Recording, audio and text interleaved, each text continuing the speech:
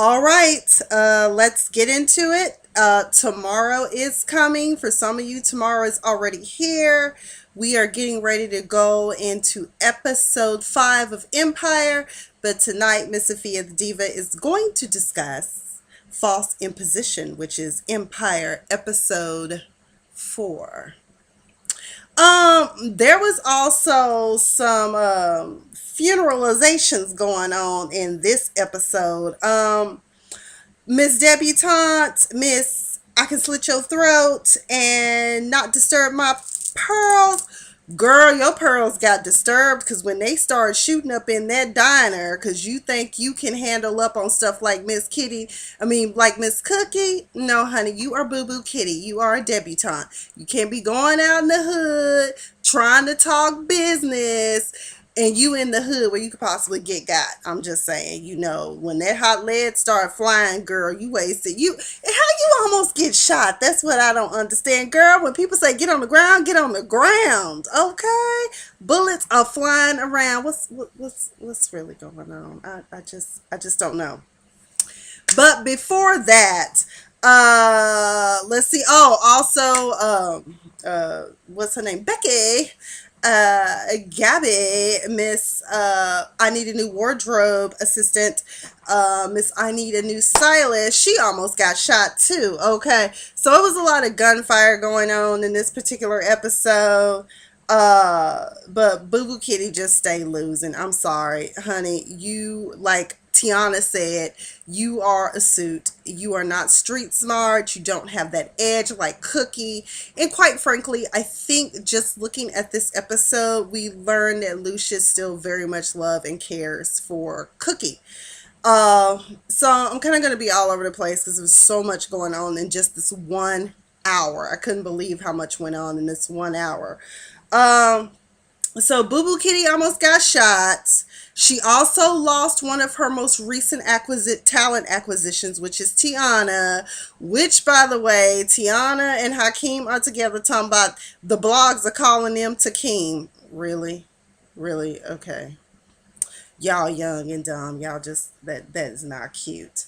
Um, so anywho, Tiana comes to Cookie. I think, when she went and saw Cookie in this office that she'd already complained about, talking about, girl, y'all got me in this broom closet. Where's your office, Boo Boo Kitty? Over here by account. That's just wrong. They just doing my girl wrong. But I love Cookie. I absolutely love her. Um, let's see what else is going on. Oh, so Hakeem and Tiana are going to team up again and do a song for the Kids Choice Awards. Uh, and I think that turned out to be a great project. However, we find out that Hakeem is stuck between two lovers. He likes his old cougar-legged Naomi, which I think her character's name is Camilla, and then of course he loves Tiana.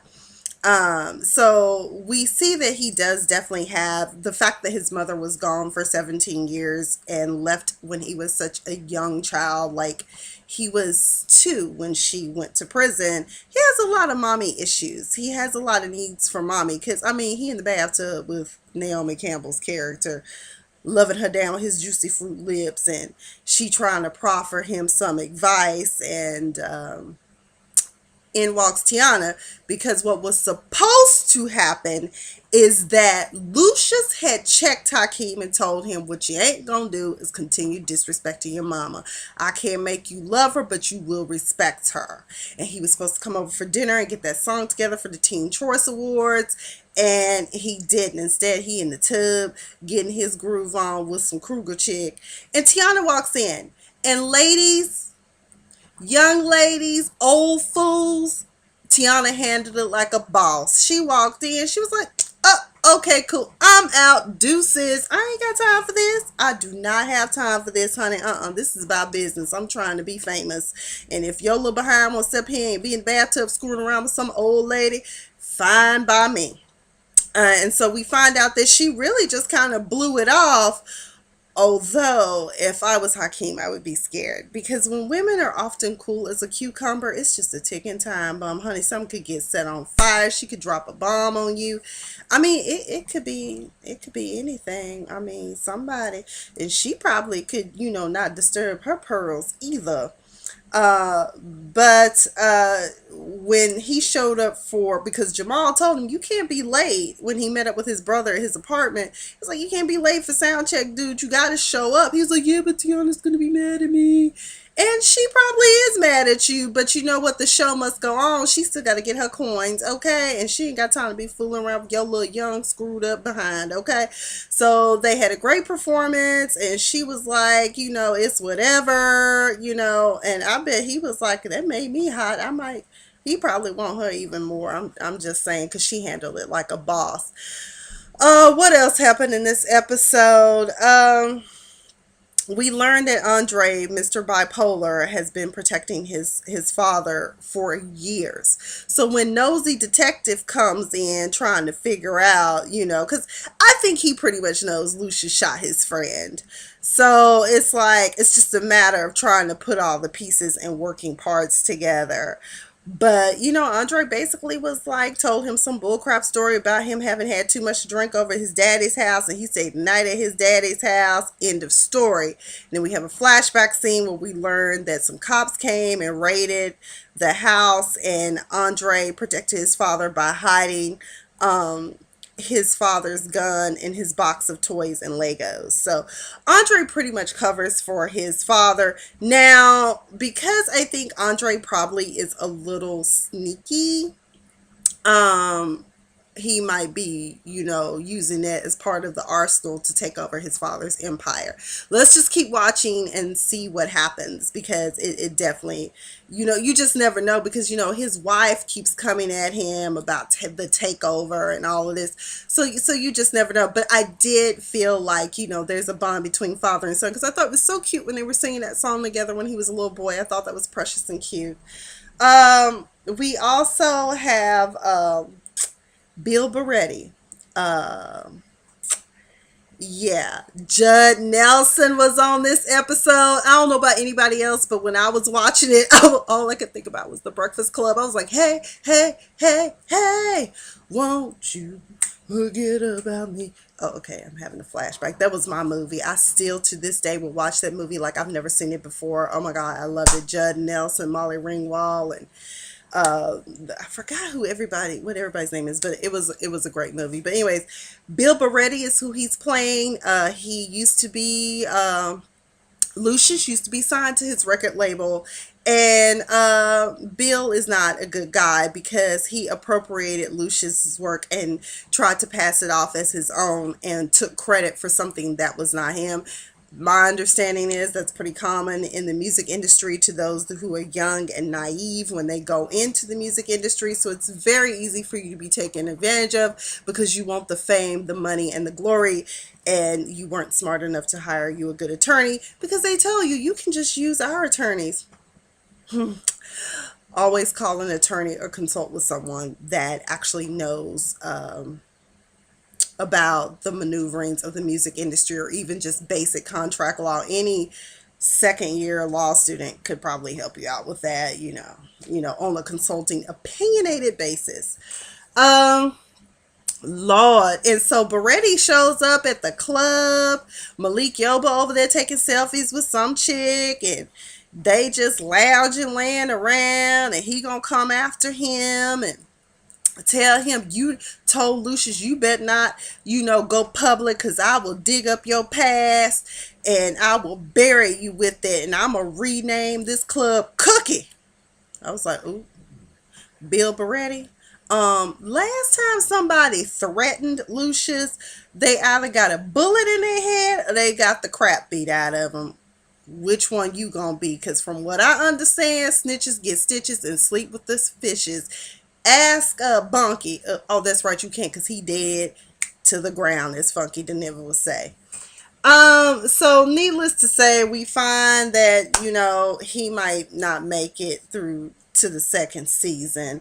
And also, flash, let's go back to the beginning with Hakeem and his father having a moment talking about what Hakeem want to do with his life and his music, and he talking about, I want to go see Titan, it's gonna be Tots there and everything. I'm like, that's the last thing you need to be worried about. In my mind, I was like, you need to get your behind in the studio and come up with some new songs and get with these producers so you can get some more work out there, because your little song was cute with your brother, but you need to get busy. That's why Titan is where he is, basically what his father ended up telling him anyway. And he took his VIP passes and gave them to Becky, and her homegirl showed up to try to talk to Tyson and almost got shot at the club, because as soon as he got off the stage, they backstage and somebody got to shooting down. Titan locked up. Titan signed to Bill Barretti's label. And that was one of the other reasons why Bill Barretti showed up at the club to talk to Lucius, because he wanted to make sure you don't take my artist. And at first Lucius was like, I don't even want Titan. But then after Bill Barretti threatened, he was like, you know what, I do want Titan. And one of the things we find out why he kind of really didn't want to mess with Titan is that him and Cookie were talking, and we find out that Lucius's father was murdered by the people that were part of the Nation of Islam. And Cookie being Cookie, because Miss Boo Boo Kitty, Anika, wants to go and try to take Titan away from Bill Barretti's label. And so that's how she ended up almost getting shot. But at least Lucius was there. He's street smart and know when you hear some gunshots and glass breaking, everybody get on the ground. But Cookie set it up. She went and saw Titan's mom. She even wore her little head wrap and stuff, so she would fit in with the Nation of Islam, and was talking to his mother, just basically mother to mother. So between Lucius being threatened and Cookie using a little finesse, we got Titan. So I guess next episode, Titan will be out of jail. I hope this ain't a death row Suge Knight type of situation, we all know what happened to Pac when he got out of jail. I'm just saying. What else happened? Jamal. Poor Jamal. Y'all, we need let us pray for him, Jesus. He just, he lost, he confused, he's frustrated because his dad doesn't accept him for who he is. But truth of the matter is, Lucius does see that he does have talent, and I think he really appreciates that about his son. But his son is being so determined to be a man, but you living in a rat hole. You went from a big apartment up in the sky high to back down to the lower east. I mean, however the song goes, shit, I don't remember. But either way, honey, you and your boo, I mean, y'all, and then you ain't writing because it's just noisy.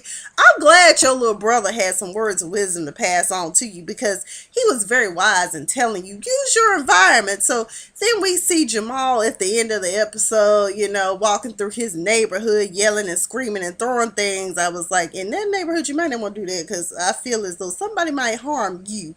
But I felt like he was having a Michael Jackson, all I want to say is that they don't really care about us moment. So I'm sure this next episode we will see, him have some new work, and based upon the previews, it's going to be pretty hot. I know every week I'm downloading the soundtrack. There's a couple of songs I could do without, but hey, it's all good. What else is going on in this episode?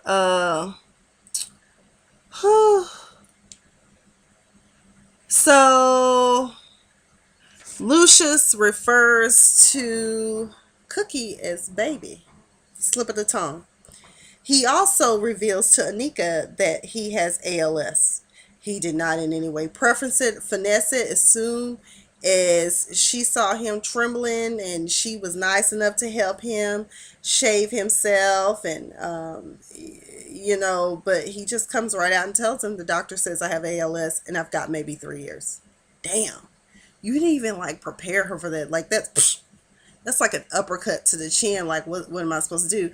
And then we find out that they don't even have a ring on it yet, and so I don't know. But apparently in this upcoming episode, he decides that he gonna go with Anika and leave baby mama where she at, which I doubt that's gonna happen, because she probably gonna show up at the wedding and tear up some stuff, because Cookie don't play that. I think I pretty much covered all the high points. I will be back with you guys next week covering this. I plan on starting to incorporate How to Get Away with Murder and Scandal, as well as Being Mary Jane is back. So we definitely got to talk about that because I love that show. Also need to talk about Mob Wives and the fact that I'm so disappointed in Big Ange. But really, for Empire, I'm here for it. It's a great show. I think it's great that we have a show that is so popular, and that despite, I think the show is teaching us that despite how you, it's not about how you start, it's about how you end. And it's also teaching, especially some of our young people, it's giving them a view into what the music industry is, and in some ways how to conduct business, because a lot of us don't even know what an IPO is. And in case you didn't know, that's the initial profit offering, I think is how I'm sleepy. It's midnight here. So anywho, I will catch you all next week. I am Miss Sophia the Diva, and this was my review of Empire's Imposition. False Imposition, that is.